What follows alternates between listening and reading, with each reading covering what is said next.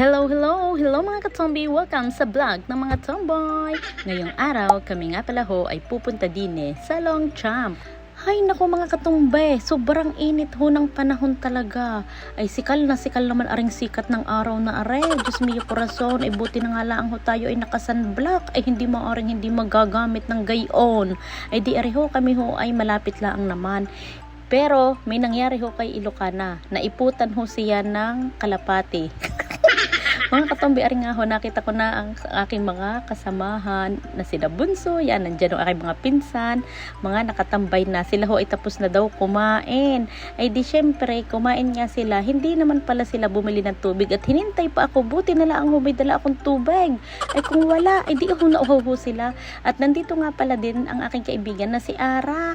Ay di binigyan din natin ng tubig at nakita ko rin dito si John Paul. Nagulat pa nga siya at akala niya ay kung sino ako. First time daw niyang kumain din sa Longchamp.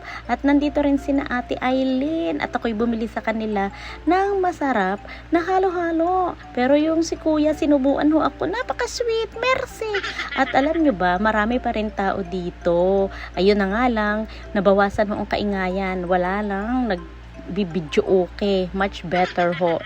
Para wala na magreklamo, char. So ayun mga katombi, kumain na nga ako ng halo-halo. Aba, isakto lang ang tamis. Maraming salamat Ate Aileen, the best ang iyong halo-halo. At syempre napabili rin naman ako ng tenga ng baboy iyan at meron din namang pork barbecue. Aba, malambot ho ang inyong barbecue. Shout out ho sa aking nabilhan. Ang sarap din ho ng inyong suka. Pero ariho ang malupit. Arihong isaw. Ina ko po, ariho inabili ko doon kay Ate Angge. Kung kayo ibibili ng isaw ay doon ho sa mga Kapampangan. Ay grabe, sobrang sarap ho, the best. Hanapin nyo lang ang Ate Angge. At si Ilocana nga ho, sa daming nagbumili ng Unicity, ay di nang libre ho si Ilocana. Aksus, nabusog na naman kami. Ay di ari ho, itong mga taga Pampanga, ako yung pinatikim ng kanilang masarap na sisig. Grabe, panalo, napakalambot. Diyos ko, favorite ko na talaga ang sisig ng mga Kapampangan. Salamat Ate Angge. Yan, dyan kayo bibili barbecue at ng sisig. Panalo ho mga katumbi. Grabe, super yummy. At after naman ho naming kumain doon sa Longchamp, ay di ari ho kami ho ay umuwi na dahil may pa-order ho ang aking Ilocana ng Unicity product. Nako, nakakatuwa. Maraming salamat ho sa nabili. Kapag ho may gusto uling bumili, mag-PM lang ho kay Katombi at sa aking girlfriend na sila ni Satur. Ay di ngayon ho, kasama ko naman dito si Jaynard at niluloko ko pa.